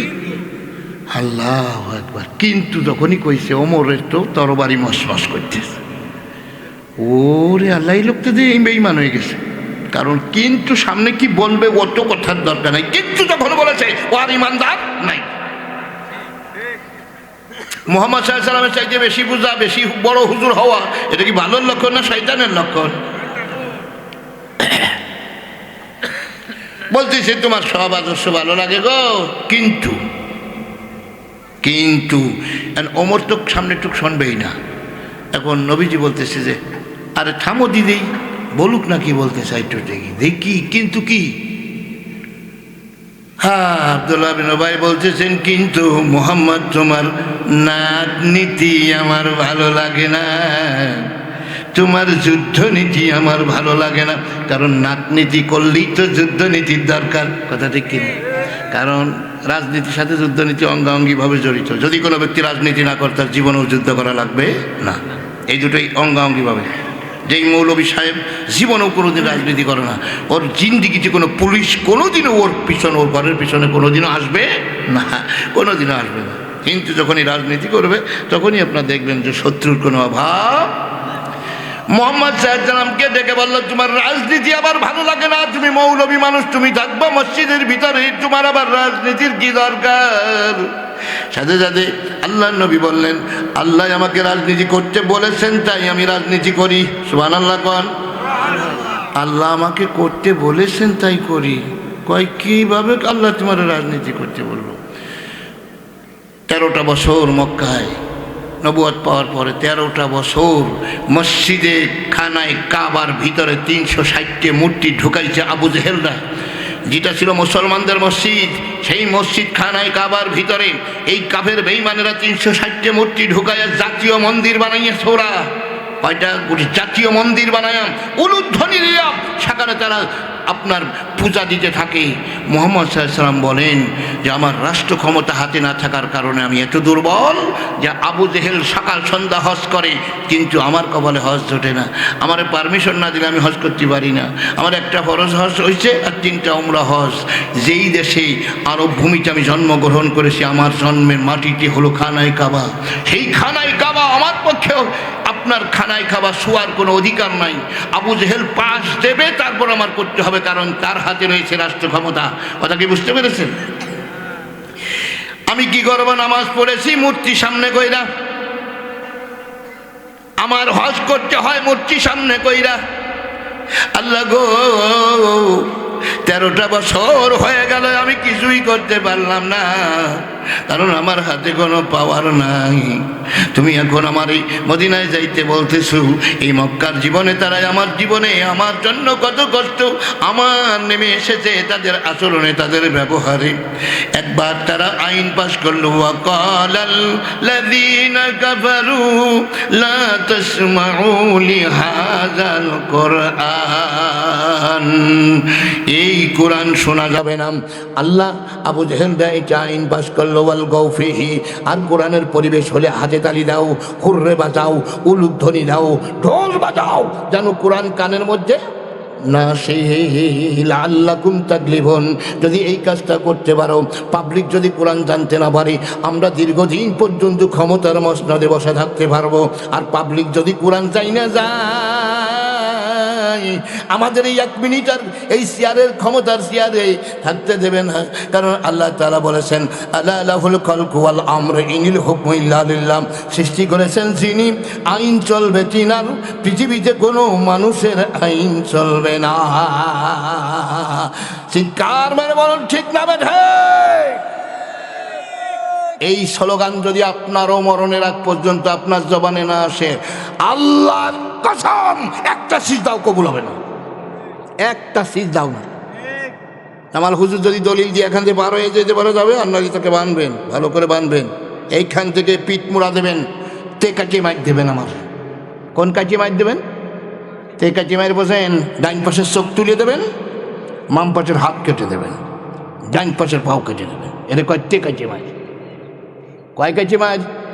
আর যদি চিন্তা করে কাটি চাষা চাষিয়ে দেবো রে হুজুর তোরে, কয় কাঠা, কয় চাষা, কাটি চাষা, তাহলে হলো বুড়ু ডাইন পাশেতে অর্ধেক চাষিয়ে দেবেন, মোষের বাম পাশেতে অর্ধেক চাষিয়ে দেবেন, আর দাড়ি ভাগ করে অর্ধেক করা চাষিয়ে দেবেন। শালার মৌলবি যা ওয়াশ করে বেড়া জ্ঞান নেই, পুঙ্গা চুলে লাঠি দিয়ে মধুমতির ওই পাশে দেবেন খেদায়। যদি দলিল দিয়ে বেরোয় না যেতে পারি, একটা সিজদাও কবুল হবে না, একটা সিজদাও না। তার কারণ হলো, যেই ব্যক্তি আল্লাহ জমিনে আল্লাহ দিন কায়েমের স্বপ্ন দেখে না, স্বপ্ন কোনোদিনও পূরণ না হোক তাতে কিছু আসে যায় না। আল্লাহ জমিনে কোরআনের শাসনের স্বপ্ন দেখে না, এই লোকটার সিজদা কবুল হবে না। আল্লাহ তাআলা বলেন, ইন্নাল্লাযীনা ইয়াকফুরুনা বিআয়াতিল্লাহি ওয়া ইয়াকতুলুনান নাবিয়্যিনা বিগাইরি হক ওয়া ইয়াকতুলুনাল্লাযীনা ইয়া'মুরুনা বিল কিসতি মিনান নাস ফাবাশশিরহুম বিআযাবিন আলীম উলাইকাল্লাযীনা হাবিতাত أعمالهم في الدنيا والآخرة وما لهم من ناصرين।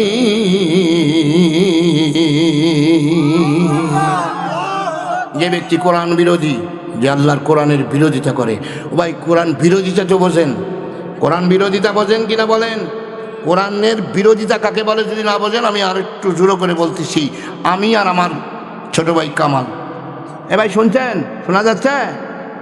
আমি আর আমার ছোট ভাই কামাল, আমার নাম জামাল, ছোট ভাইয়ের নাম, আমরা 2 ভাই। এর কথা বলে কেন? কেন আমরা 2 ভাই মনে করেন। আমিও চেয়ারম্যান নিচে দাঁড়াইছি, আমার ছোট ভাইও চেয়ারম্যান নিচে। এখন আমার ছেলে সে জানে যে আব্বাও দাঁড়াইছে, চাচাও, কিন্তু খায় আমার ঘরে। ওর পরনের কাপড়, পরনের জুতা সব আমার, খায় আমার ঘরে, চিকিৎসার দরকার হলে আমার ঘরে হয়, ঘুমায় আমার ঘরে। কিন্তু প্রত্যেক দিন ওর চাচার পোস্টার নিয়ে, ব্যানার বুনর নিয়ে চাচার নির্বাচন করে বেড়ায়। কার নির্বাচন করে বেড়ায়? আচ্ছা, আবার সন্ধ্যার দিকে ফিরে এসে খায় কার ঘরে? আমার ঘরে। আচ্ছা, এখন এই ছেলের কি চিৎকার মারে বলা লাগবে, আব্বা আমি তোমার বিরোধিতা করিতেছি, এটা বলা লাগবে না? বিরোধিতা এমনি আসছে, সিল্লান লাগবে নাকি? না এমনি আসছে বিরোধিতা। ও গেলে বাপের চা আর গীত গাইবে না আর একজনের কথা, ঠিক কিনা জোরে? এই কথাটা যেমনি বুঝলেন, আমাকে আপনাকে সৃষ্টি করেছে কে, কত যত্ন করে সৃষ্টি করেছে, আপনি শুনলে অবাক হয়ে যাবেন বন্ধুরে। বাবা মা যখন মিলন ঘটিয়েছিলেন, ওই বাবার যে বীর্যটা, এই বীর্যের ভিতরে, এক ফুটা বীর্যের ভিতর থেকে আল্লাহ রব্বুল আলামিন আপনার 20 কোটি শুক্রাণু সেদিন বের হয়েছিল। কয় কোটি? চিল্লায় কন। 20 কোটি শুক্রাণু। এই 20 কোটি শুক্রাণু, এগুলো আপনারা সবাই ভালো করে, ছোট মানুষ যারা আপনার বুঝবে না ভাইয়ের আমার, এই 20 কোটি শুক্রাণু মায়ের জরায়ুর গেট সেদিন ফাঁকা পাইয়াম, দুরন্ত গতিতে ঘোড়া দাবড়ের মতো দৌড় দিয়েছিল। বন্ধুরে, আপনার একটা কিট যখনই ভিতরে ঢুকে গেছে, অটো আমার মায়ের জরায়ুর গেট বন্ধ হয়ে গেছে। বন্ধ হয়ে যাওয়ার সাথে সাথে ভাইয়ের আমার একটানা 9 থেকে 10 মাস ওই গেট বন্ধ হয়েছে, আর খোলে নাই, অর্থাৎ মেন্স বন্ধ হয়ে রয়েছে। ভাইয়ের আমার, ঠিক ওই দিন যদি কোনো রকম 2টা কিট একসঙ্গে ঢোকে, তাদের 2টা বাচ্চা হয়, তবে একটা বাচ্চা হওয়াটাই হলো স্বাভাবিক, আর এর চাইতে বেশি হলো অস্বাভাবিক। এটা বেশি হওয়া কি অস্বাভাবিক, বুঝছেন কথাটা? তাহলে ওই দিন আরগুলো গেল কোথায়? 20 কোটি ছিল, ঢুকছে কয়জন? একজন। 20 কোটির একজন ঢুকছে, আর হলো 19 কোটি 99 লক্ষ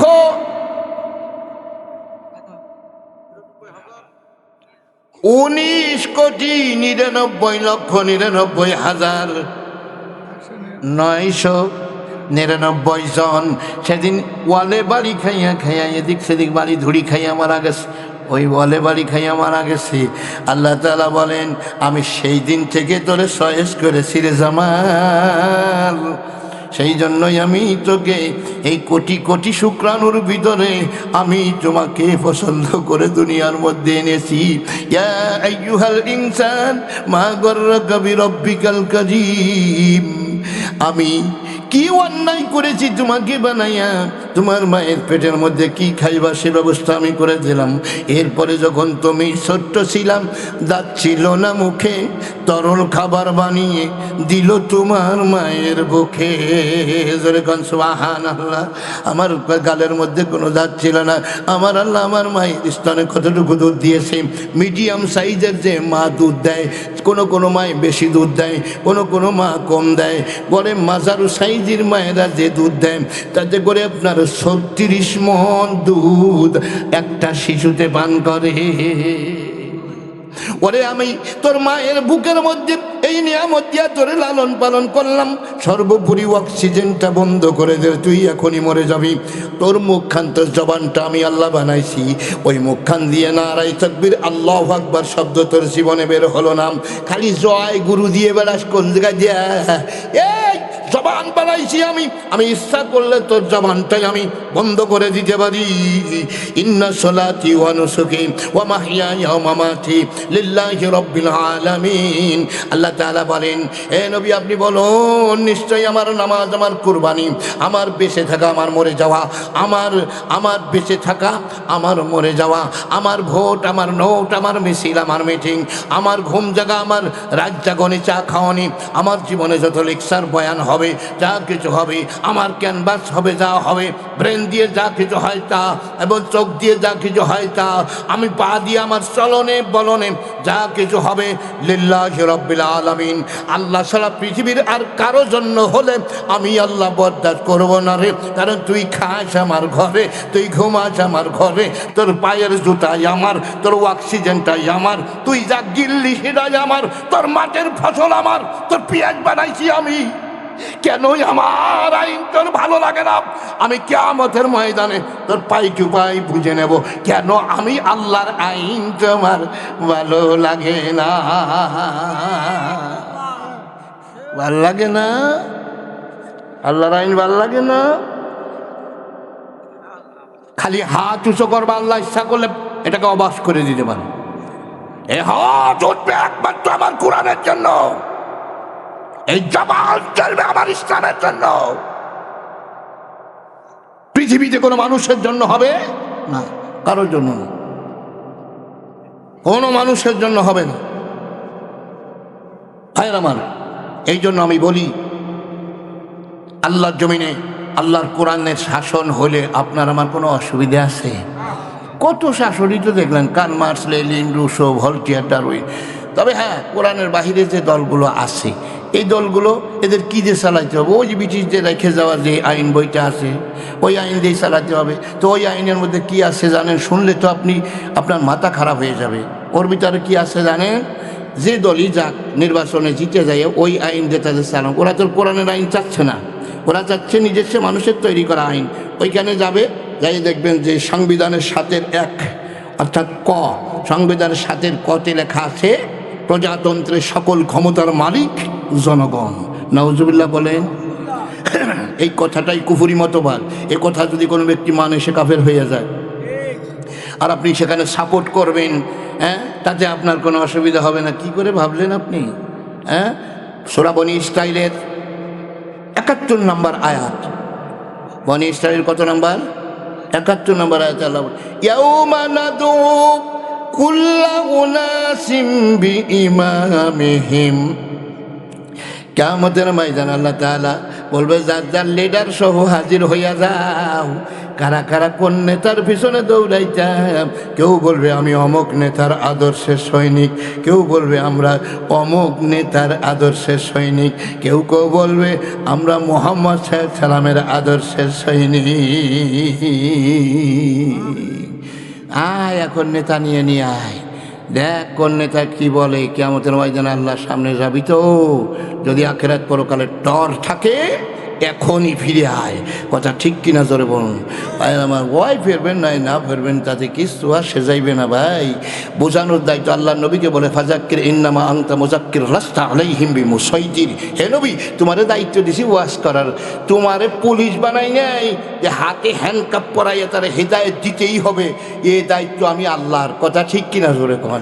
আমাদের দায়িত্ব ভাই সাইডে মুরগি ফুরগি যে সাইডে ভাত খাওয়ালেন, দাদারে কষ্ট করে আবার গেলে বেড়া কটা পয়সা করিও দেবেন ভাই। এই যদি আমি আপনাকে যদি জাহান্নাম থেকে বাঁচার লাইনটাও অন্তত বলে দিয়ে না যাই, মনে মনে চিন্তা করি এমন ওয়াজ দিয়ে যাব যাতে আগামী বছর দাওয়াতটা আমার হইয়া যায়।